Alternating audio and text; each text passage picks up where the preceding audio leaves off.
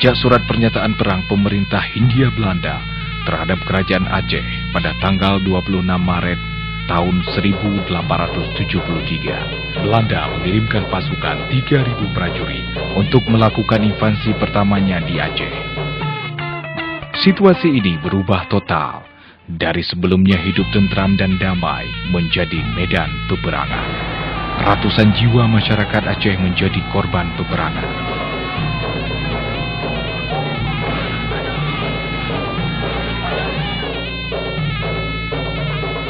Dalam peperangan tersebut, maka Maijen Kohler dan 2.200 serdadu Belanda di Kerkhof, Banda Aceh merupakan bukti pahitnya perang.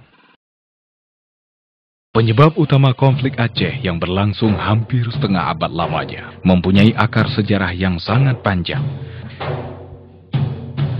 Pasca kemerdekaan Republik Indonesia, harmonisasi dan hubungan Aceh dengan Indonesia mulai retak.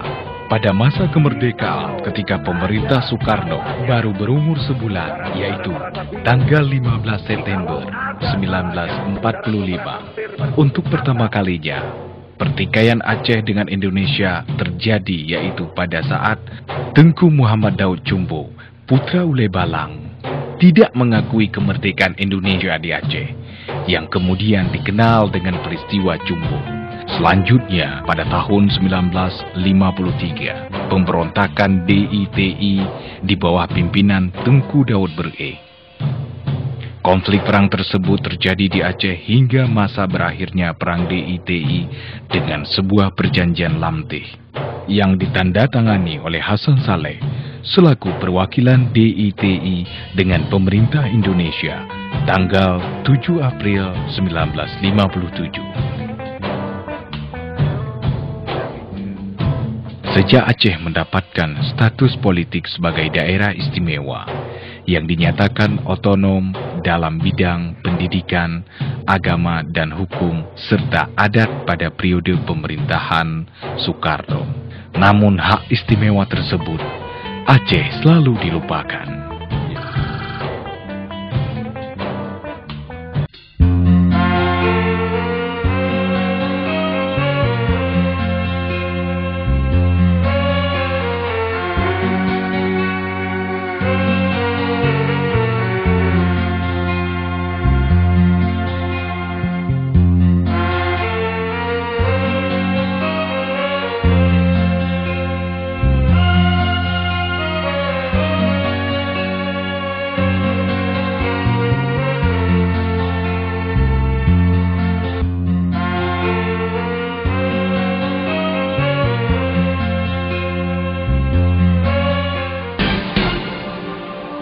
Pada tanggal 4 Desember 1976 di Gunung Halimun, Kabupaten Pidi, Provinsi Aceh, Tengku Muhammad Hasan Ditiro, Tengku Ilyas Lebe, Tengku Zaini Abdullah, Tengku Malik Mahmud, dan beberapa tokoh lainnya memproklamirkan Gerakan Aceh Merdeka dengan simbol awalnya Aceh Merdeka atau yang lebih dikenal dengan AM. Tujuan mereka memperjuangkan ketidakadilan rakyat Aceh dari pemerintah pusat saat itu. Dan hal tersebut ditentang keras oleh pemerintah Orde Baru. Saking gencarnya pencarian pemburuan terhadap tokoh pendiri Gerakan Aceh Merdeka, akhirnya Muhammad Hasan Ditiro mengungsi ke Swedia dan membangun kekuatan dari sana dengan cara mengumpulkan pemuda-pemuda Aceh yang dilatih dan siap diterjunkan kembali ke Aceh untuk menghadapi TNI di masa pemerintahan Presiden Soeharto. Ternyata persoalan belum juga selesai sampai di situ. Perlawanan politik terus dilakukan oleh rakyat Aceh. Pemerintah Indonesia merespon dengan melakukan operasi militer besar-besaran menghadapi Gerakan Aceh Merdeka.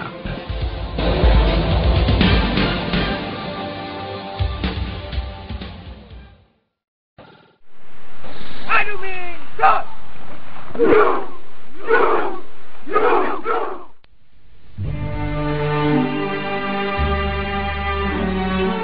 Pada tahun 1989 sampai dengan 1998, Aceh dinyatakan sebagai daerah operasi militer atau lebih dikenal dengan sebutan DOM di bawah nama Sandi Operasi Jaring Merah. Akibat pemberlakuan DOM, dilaporkan 8.344 orang tewas sejak jatuhnya pemerintah Orde Baru yang melenser Presiden Soeharto. Pemerintah peralihan B.J. Habibie mencabut status DOM pada 7 Agustus 1998 oleh Jenderal Wiranto saat itu. Namun militer Indonesia tetap melakukan operasi-operasi militer lokal. Di antaranya, operasi Bersandi Wibawa dan Cinta Menasah. Letusan senjata dan kekerasan terus terjadi. Pada masa era reformasi, tanggal 8 November 1999, 2 juta rakyat Aceh berkumpul di depan Masjid Baitur Rahman, Banda Aceh, menuntut referendum dengan 2 opsi, yaitu pertama, bergabung dengan Republik Indonesia atau pisah dengan Republik Indonesia. Saat masa pemerintahan reformasi Abdurrahman Wahid, di awal tahun 2000, ketika Abdurrahman Wahid menjadi presiden, sebuah NGO yang berpangkalan di Jenewa, Heridona Center atau yang disebut dengan HDC, membawa RI dan GAM ke meja perundingan.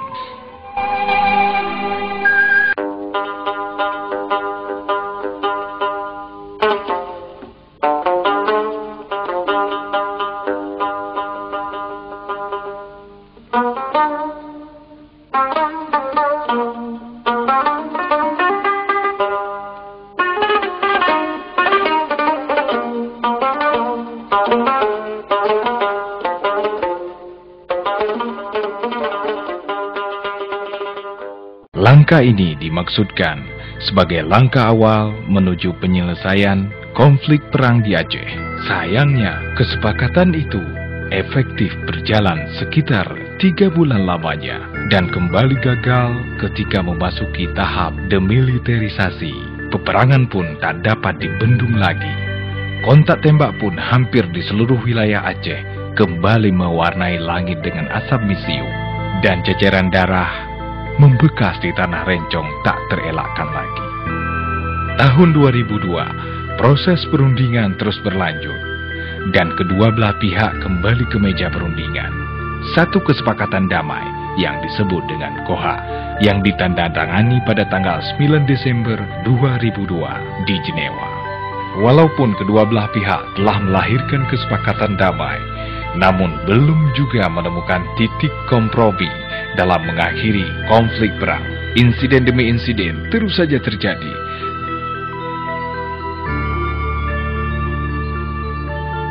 Kontak senjata semakin kerap kali terjadi. Kedua belah pihak saling menuding tentang kekerasan terhadap masyarakat sipil di Aceh.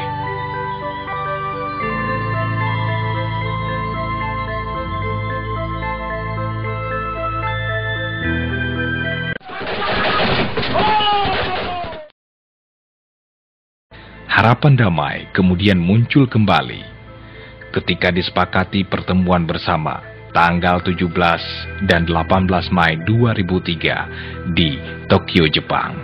Ternyata proses perundingan tersebut terhenti lagi, di mana Gerakan Aceh Merdeka menolak menerima syarat-syarat yang diajukan pemerintah Indonesia. Pasalnya, syarat-syarat tersebut memberatkan pihak dari Gerakan Aceh Merdeka. Pemerintah Indonesia merespon penolakan Gerakan Aceh Merdeka.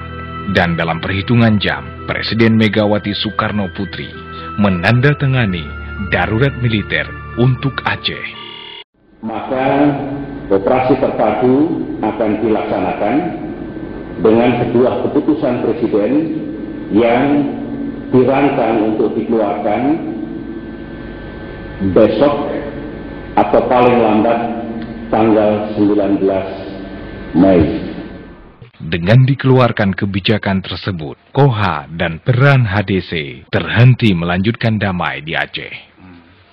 Setelah 6 bulan diberlakukan darurat militer pertama, kemudian pemerintah Indonesia memberlakukan darurat militer kedua, maka pada tanggal 19 November 2003 sampai dengan 19 Mei 2004 dikeluarkan Kepres, keputusan Presiden untuk menumpas gerakan Aceh Merdeka. Kontak senjata antara TNI vs GAM masih kerap kali terjadi. Korban tindak kekerasan terhadap warga sipil kian bertambah. Di saat kedua belah pihak masih saling berperang, tiba-tiba tanggal 26 Desember 2004, hari Minggu, Aceh diguncang gempa 8,9 skala Richter dan disusul oleh gelombang tsunami melanda Aceh dan Asia.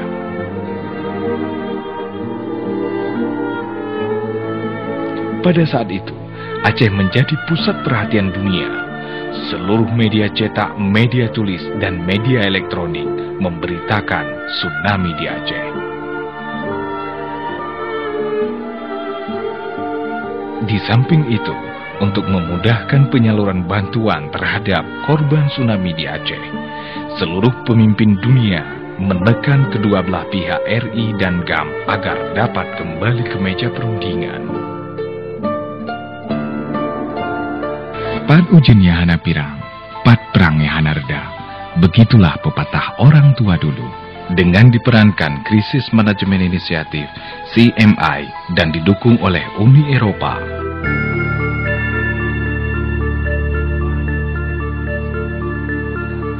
Marty Ahtisaari yang memediasi pertemuan informal perundingan antara RI dan GAM pada Januari 2005.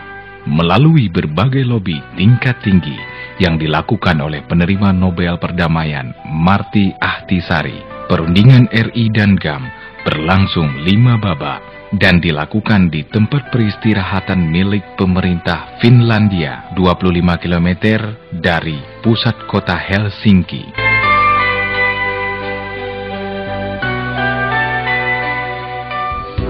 Tanggal 15 Agustus 2005 adalah hari terjadinya penandatanganan nota kesepahaman antara pemerintah Republik Indonesia dengan Gerakan Aceh Merdeka. Adalah perjanjian bersejarah bagi rakyat Aceh dan rakyat Indonesia, di mana perbedaan persepsi berakhir tali silaturahmi antara Aceh dan pusat yang terputus kian bersambung kembali. Bahkan hari-hari yang diwarnai konflik bersenjata pun berakhir menjadi hari-hari yang penuh dengan transisi politik. MOU Helsinki bukan hanya pemahaman antara pihak RI dan GAM, bukan juga buku hijau yang berisi perjanjian tertulis dalam lembar-lembar bersejarah, namun juga sebagai peta jalan sebuah kebijakan politik menuju perdamaian yang abadi itu sendiri.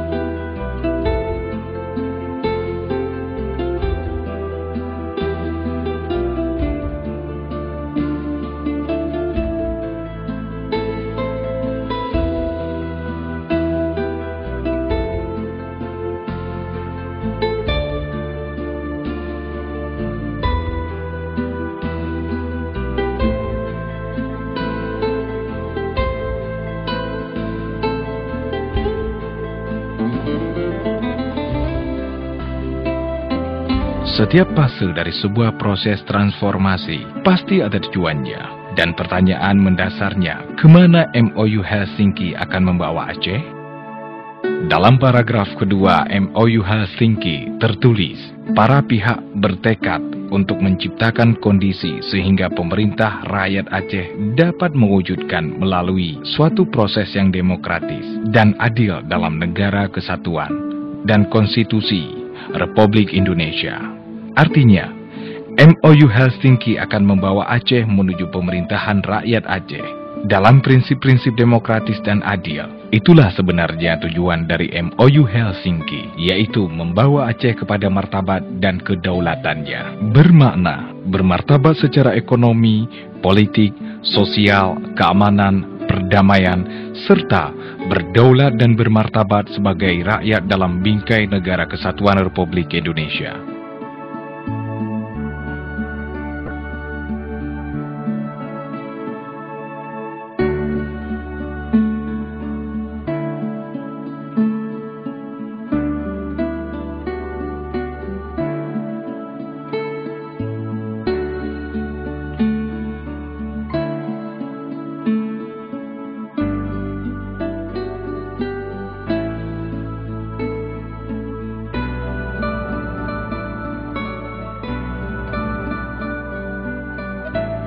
Setidaknya terdapat 5 fase-fase MOU Helsinki.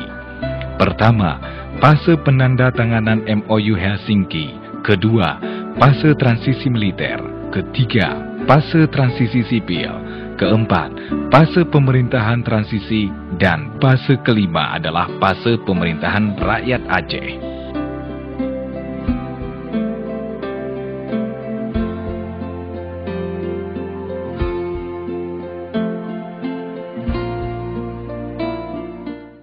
Pertama, fase penandatanganan. Fase pertama ini di mana penandatanganan MOU Helsinki pada hari Senin tanggal 15 Agustus tahun 2005 di Finlandia antara pemerintah Republik Indonesia dengan Gerakan Aceh Merdeka. Dalam rangkap 3, masing-masing pihak menyimpan naskah asli.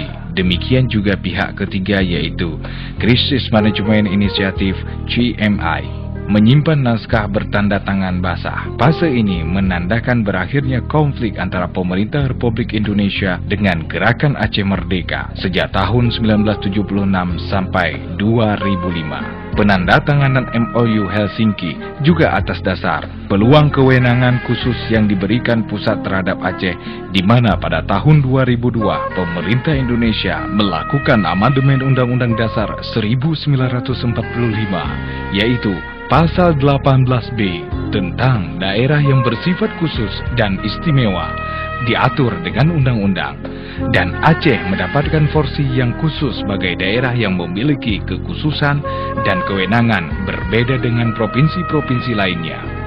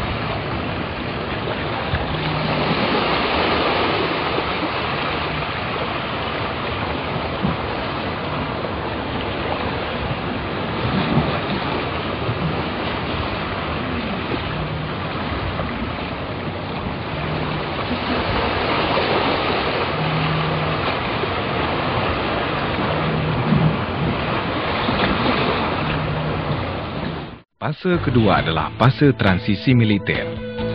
Fase transisi militer atau demiliterisasi berlangsung sejak 15 September 2005 hingga 30 Desember 2005. Dalam fase ini, GAM melaksanakan kewajibannya sebagaimana tertulis dalam poin 43 MOU Helsinki. GAM melakukan decommissioning semua senjata, amunisi, dan alat peledak yang dimiliki oleh para anggota dalam kegiatan GAM. dengan bantuan Misi Monitoring Aceh (AMM). GAM sepakat untuk menyerahkan 840 buah senjata. Fase ini menandakan segala bentuk kepemilikan senjata oleh GAM dan rakyat Aceh adalah bentuk kriminal dan pelanggaran hukum. Sementara pemerintah pusat sebagaimana poin 45 MOU Helsinki, pemerintah RI akan menarik semua elemen tentara dan polisi non-organik dari Aceh. Poin 47 MOU Helsinki, jumlah tentara organik yang tetap berada di Aceh setelah relokasi adalah 14.700 orang. Jumlah kekuatan polisi organik yang tetap berada di Aceh setelah relokasi adalah 9.100 orang.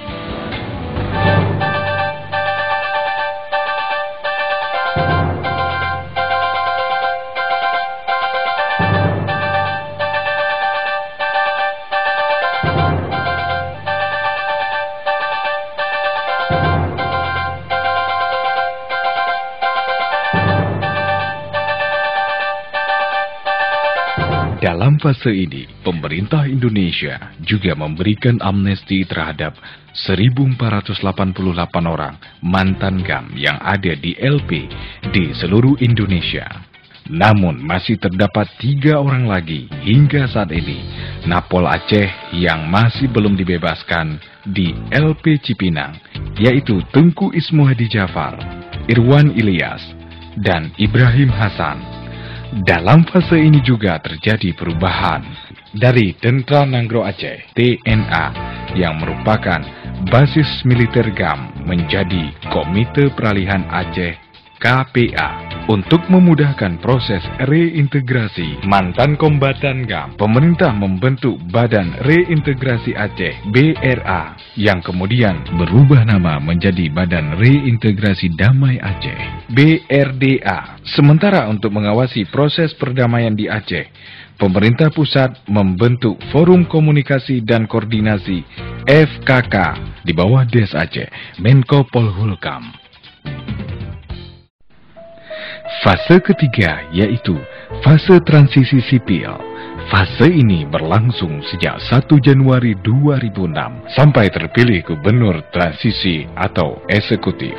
Fase transisi sipil ditandai dengan adanya proses lahirnya rancangan undang-undang pemerintahan Aceh, sehingga menjadi Undang-Undang Nomor 11 Tahun 2006 tentang Pemerintahan Aceh. Pemerintah pusat memfasilitasi pembentukan undang-undang baru sebagaimana terdapat pada poin 111 MOU Helsinki. Undang-undang ini akhirnya muncul pada bulan Agustus 2006 atau dikenal dengan Undang-Undang Pemerintah Aceh (UUPA).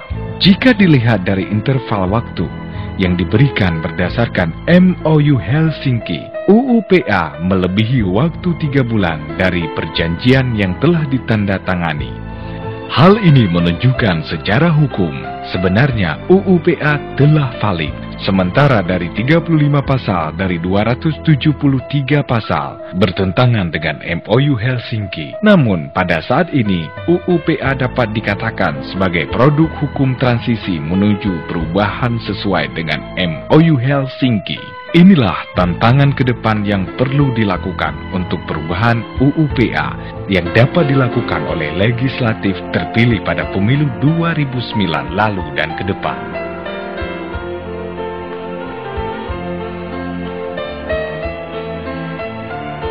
Untuk terbentuk pemerintahan transisi di Aceh, pemerintah pusat mempersiapkan pemilu kada yang diikuti oleh calon kepala daerah dari Partai Nasional dan calon kepala daerah dari GAM. Karena pada saat itu, GAM belum memiliki partai sebagaimana partai lokal yang diamanatkan oleh MOU Helsinki belum terbentuk, maka pemerintah pusat memberi ruang adanya calon perseorangan independen hanya sekali pada pemilu kada 2006. Aturan ini diikat oleh pemerintah pusat dalam pasal 256 UUPA tentang berlakunya calon perseorangan hanya 1 kali.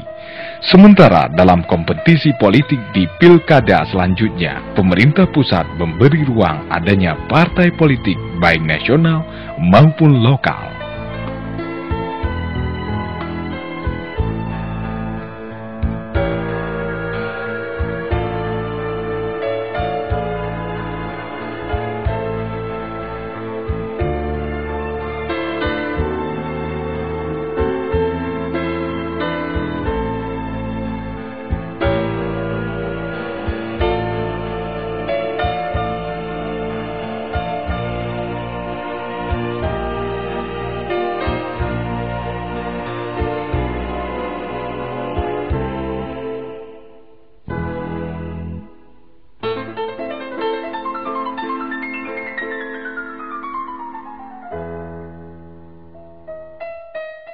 Proses politik lahirnya partai politik lokal merupakan jawaban atas kebutuhan dalam poin 121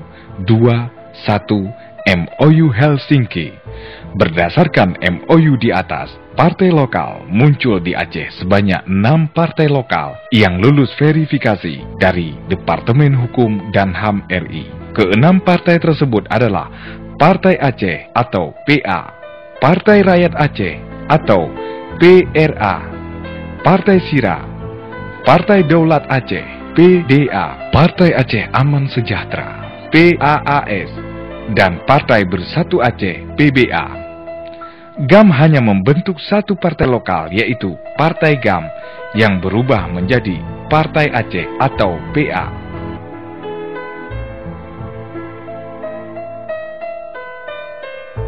Fase keempat adalah fase pemerintahan transisi.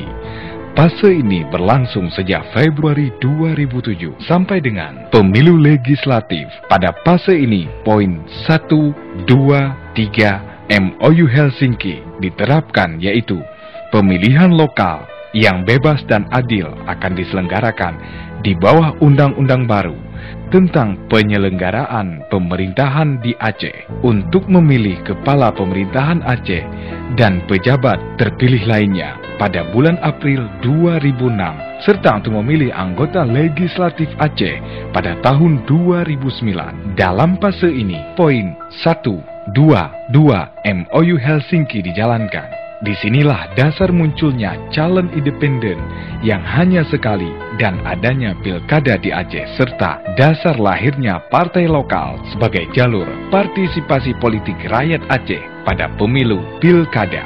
Untuk selanjutnya, pelaksanaan pemilu pilkada melalui partai lokal sesuai aturan yang diatur dalam undang-undang. Fase kelima adalah fase pemerintahan rakyat Aceh. Fase ini ditandai dengan terpilihnya eksekutif pada Pilkada Aceh melalui Partai Nasional atau Partai Lokal pada Pilkada 2011-2012 mendatang. Jalur kompetisi politik melalui partai politik merupakan instrumen demokrasi yang mampu membawa proses politik pada konsolidasi pemerintahan itu sendiri, di mana kepala pemerintah yang terpilih akan memiliki basis politik yang real melalui partai politik yang mengusungnya, sehingga evaluasi dan pertanggungjawaban politik dapat dikontrol oleh partai politik itu sendiri. Partai politik juga merupakan mekanisme demokrasi agar terbentuk pemerintahan kolektif sesama partai, baik mewakili partai nasional maupun mewakili partai lokal.